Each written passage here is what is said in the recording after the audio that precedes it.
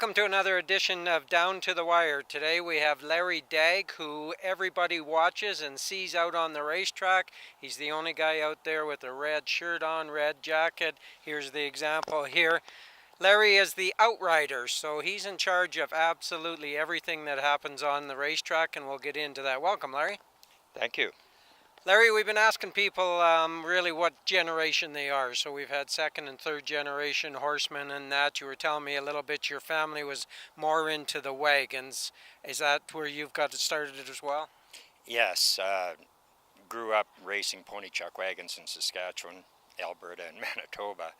And then in '84, my oldest brother switched from the ponies to the chuck wagon, or the big wagons. And I went to the racetrack and still haven't left. All right, now was that on the training side? I know nobody goes to school to be an outrider, so did you start on the training and being a horseman side, or just kind of flop into being an outrider at the racetrack?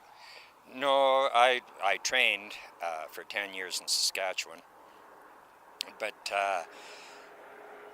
as far as being an outrider or whatever, from having chased enough cattle and horses at home,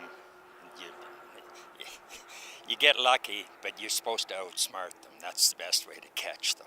Well, the one day you outsmarted them, somebody must have saw it and said, would you mind being outrider?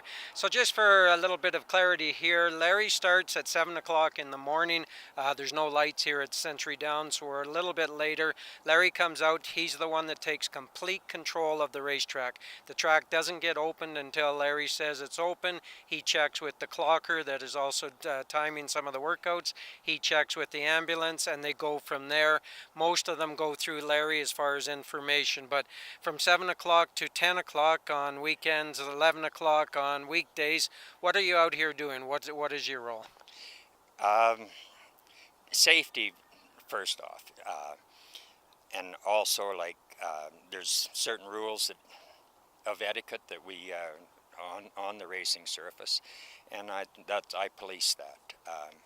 Or if somebody is just plain having trouble or whatever, then you ride in and help them, ask them generally first, and then if they have too much trouble, then I can send them home if I have to, like if the horse is not going to cooperate and cause danger to anybody else that's out there.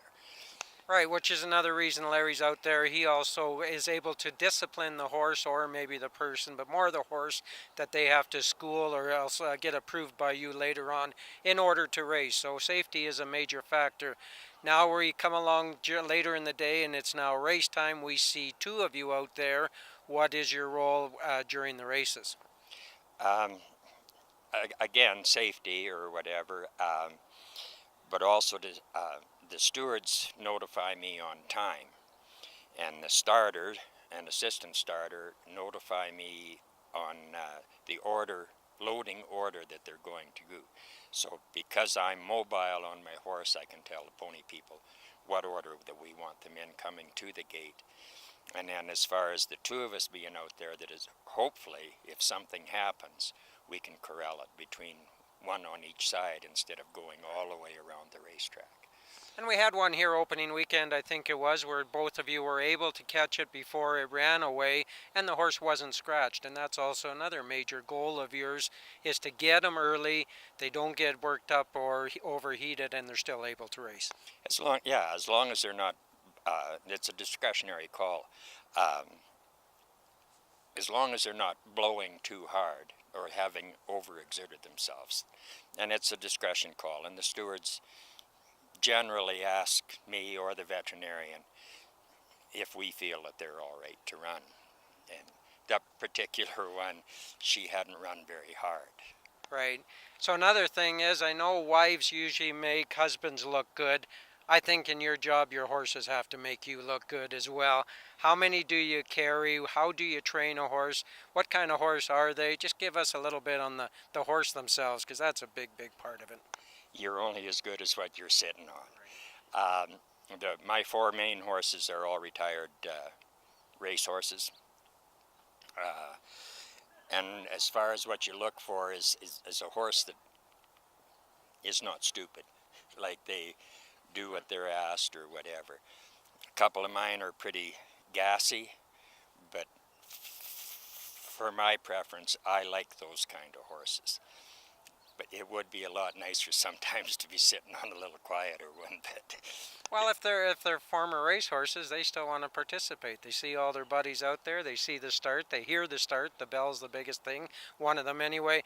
Do you give them a break? So if you picked up a horse off the track, do they get turned out for a year, or do you like to start working with them right away? it varies. The horse that I rode last night, the red horse with a white blaze on his face, he raced in 2014 in Woodbine, and in 2015 he was working nights Oh, that's pretty in impressive. Edmonton. Hmm. He's yeah, he's just tough. He's not the smartest thing in the world, but he does his job. And you'll see Larry, especially coming out of the chute to the north of the grandstand, you see Larry at the head of the stretch, I guess, just out of everybody's way. One did come over and hit your horse the other last year, which I think was it a quarter horse, if I remember? No, it was a thoroughbred horse. So that shows how, I mean, your horse is watching the other horses, obviously. He's been there, done that. But for him not to get hurt or knocked down was a true testament of the horse, too. Yeah, I call him Rooster, but he's an ex-racehorse or whatever, but has taken to this job very well. And the girl that was my backup a couple of years ago in Edmonton, she deserves all the credit for him. She done a very good job of riding him on a regular basis. While that girl's still around, you could probably mention her name. Debbie McLeod. There we go, and then also in the standardbred industry too. So where have you been an outrider? How many tracks or what? I know you mentioned Woodbine earlier in the interview. Where else have you worked? Just in Saskatoon as an outrider. I done it for 2 years there for my home base or whatever.